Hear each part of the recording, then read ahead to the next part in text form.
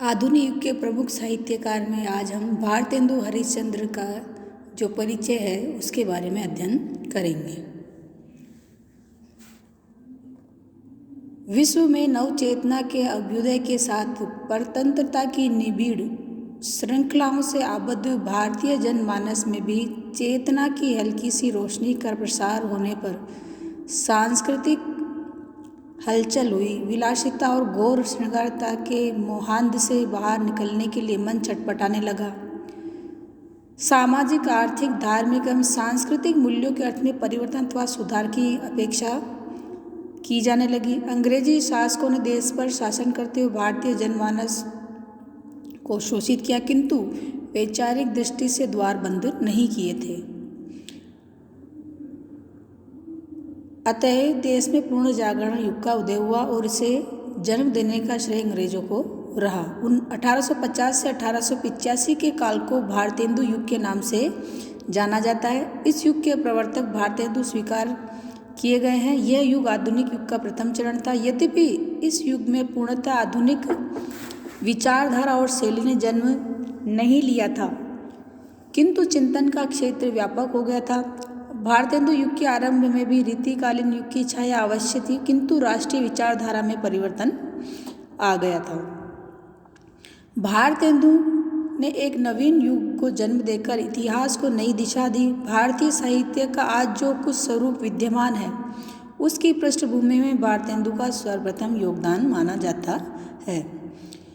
भारतेंदु का जन्म 2 सितंबर 1850 को काशी नगरी में हुआ था। इनके पूर्वजों में इतिहास विख्यात सेठ अमीचंद हुए, जिनकी क्लाइव के साथ संधि हुई थी। इनके पिता का नाम गोपाल चंद्र था तथा माता का नाम पार्वती देवी था। भारतेंदु का बाल्यकाल में विवाह मन्ना देवी के साथ संपन्न हुआ। कविता के प्रति भारतेंदु का बचपन से ही रुझान था। इन्होंने बचपन में एक दोहा लिखा था, ले व्योड़ा ठाड़े भय श्री अनिरुद्ध सुजान, बाणासुर की सेन को हनन लगे भगवान। भारतेंदु रीतिकालीन परंपरा के तथा आधुनिक युग की प्रथम किरण के मध्यवर्ती होकर भी आधुनिक युग के जन्मदाता कहलाए।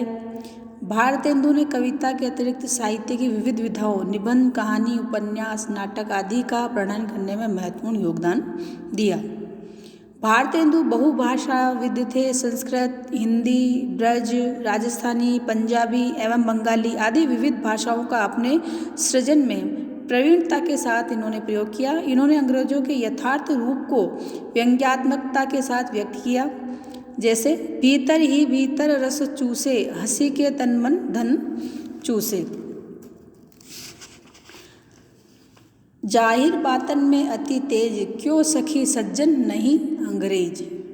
भारतेंदु धर्मनिरपेक्ष, उदार, स्वाभिमानी, संकल्पशील, निर्भीक, समाज सुधारक, भाषाविद तथा युग प्रवर्तक के रूप में विख्यात हुए। भारतेंदु में अनोखी समन्वय शक्ति थी। वे एक साथ विभिन्न स्थितियों एवं प्रवृत्तियों में समन्वय स्थापित कर लेते थे। वे रसवादी भी रहे और अलंकारवादी भी रहे। वे रूढ़ियों के प्रति विद्रोही रहे और अतीत के मधुर गायक भी रहे। वे समाज की स्थितियों में जीते भी थे और अंधविश्वास और रूढ़िवादिता पर कठोर प्रहार भी किया करते थे। भारतेंदु ने साहित्य की विविध विधाओं में सृजन किया तथा अल्पायु में ही पर्याप्त लेखन कार्य संपादित किया। इनके काव्य ग्रंथों का संपादन एवं प्रकाशन काशी नागरी प्रचारणी सभा द्वारा हुआ। इन्होंने 70 से भी अधिक काव्य ग्रंथ लिखकर हिंदी साहित्य को समृद्ध किया। इनके काव्यों के कुछ नाम इस प्रकार हैं: भक्त सर्वस्व, कार्तिक स्नान, प्रेम मलिका, प्रेम सरोवर, होली, विनय प्रेम पचासा, मधु मुकुल, गीत गोविंदानंद, कृष्ण चरित्र, प्रेम फुलवारी, श्री सर्वोत्तम स्तोत्र, उर्दू का श्यापा, भारत शिक्षा, स्फुट कविताएं, वेणु गीत, भारत वीरत्व इत्यादि। इनके काव्य को पांच भागों में विभक्त किया जा सकता है।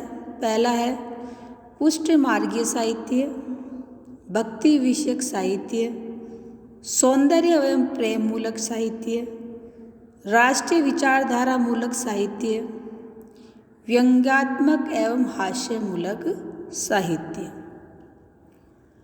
भारतेंदु ने प्राचीनता और नवीनता में विस्मयकारी समन्वय स्थापित करते हुए भारतीय संस्कृति के मूल्यों की पुनः प्रतिष्ठा में चातुर्य से काम लिया और तुलसीदास के बाद एक महान युग प्रतिनिधि के रूप में आदर्श स्थापित कर सके। युग परिवर्तन की दृष्टि से भारतेंदु अमर स्थान बनाने में सफल सिद्ध हुए।